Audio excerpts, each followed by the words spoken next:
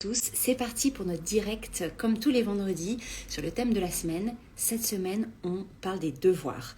Et il y a 3 ou 4 choses dont je voudrais vous parler ce soir pendant une dizaine de minutes.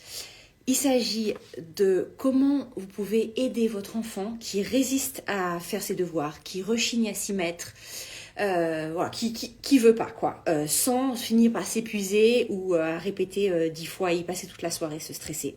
Donc aider un enfant qui résiste à faire ses devoirs. Comment on peut encourager un enfant qui ne s'applique pas ou qui bâcle ses devoirs? Deuxième chose.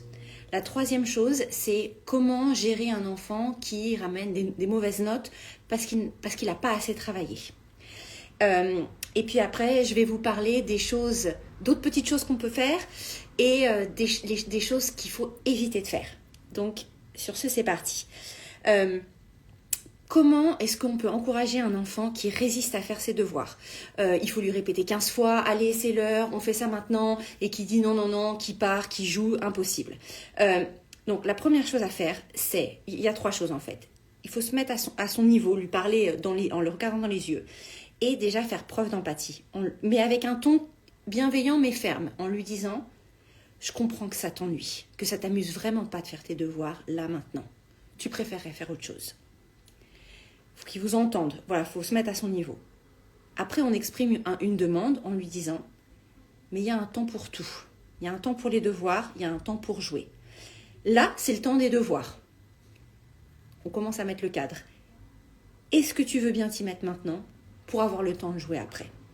T'y mettre maintenant et faire bien pour avoir le temps de jouer après.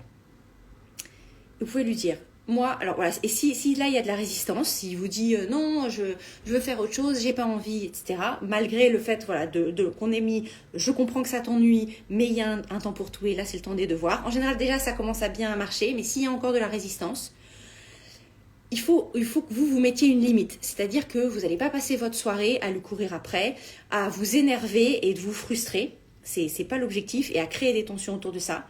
Donc vous lui dites écoute, moi je suis disponible de telle heure à telle heure pour t'aider, pour tes devoirs. Après, le créneau est passé. Et vous essayez encore une fois de vous dire, bon, par quoi tu veux commencer? Et je vous assure qu'avec ces 3 choses, si vous commencez avec de l'empathie, je comprends que ça t'ennuie, que ça t'amuse pas, tu préférais faire autre chose, mais je te rappelle que là, il y a un temps pour tout et là, c'est le temps des devoirs. Est-ce que tu veux bien t'y mettre maintenant pour avoir le temps de jouer après? Vous expliquez. Et puis après dire je suis disponible de telle heure à telle heure, après le créneau sera passé, par quoi est-ce que tu veux commencer? Si vous faites ces 3 choses-là, vous allez voir déjà